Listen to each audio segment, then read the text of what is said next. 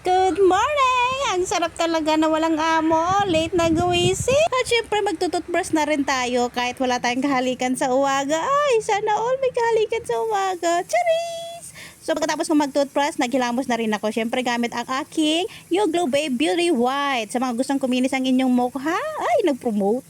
Sana all may bayad. Hindi, walang bayad to. Gumamit kayo ng You Glow Babe Beauty White at gusto nyo rin mawala ang inyong pekas at mga mark ng inyong pimple. Gumamit kayo rin ng Beauty White Ready Set. Ay, sana all may bayad. Charis! Ayan, pero perfect ito para sa inyo kung gusto nyo kuminis ang inyong mukha. Totoo to, promise, legit. Siyempre, pagising ko sa umaga, lagi ko itong ginagawa. Uminom ka muna ng warm water bago ang kape. Unahin mo ang warm water kahit 2 glass a day every morning. Yan kasi ang nagpapaganda ng ating katawan. Ay, katawan! Yan ang nagpapaboost ng ating metabolism, ika nga ni Doc. O, diba? Siyempre, pagkatapos natin uminom, magsaing muna tayo kasi wala na akong kanin. O, diba? Ang Pilipina naman talaga ay kanin is life. Pero nung nasa China ako, hindi ako kumakain ng kanin. Puro ulam kasi napakaraming ulam. Kaya hindi na kailangan ng rice. So, 1 and 1/2 lang yung sinaing ko dyan. Kasi mag-isa lang naman ako. So, magsasaing muna ako ng aking lunch rice. Siyempre kasi alam nyo ba, nagising ako 11:00 na ng tanghali.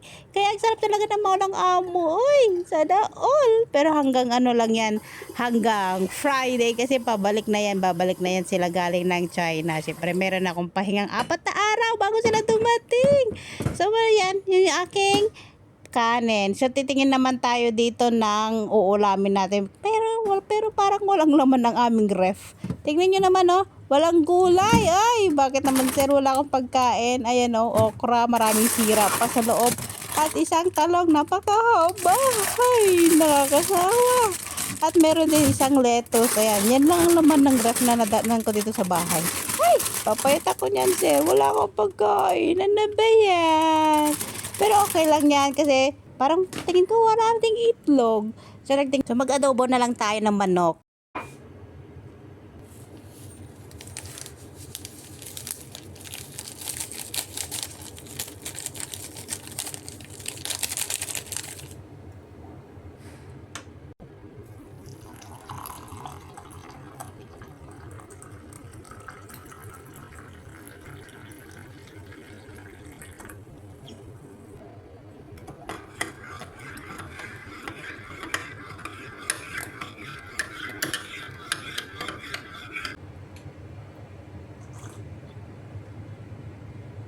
Hindi mainit.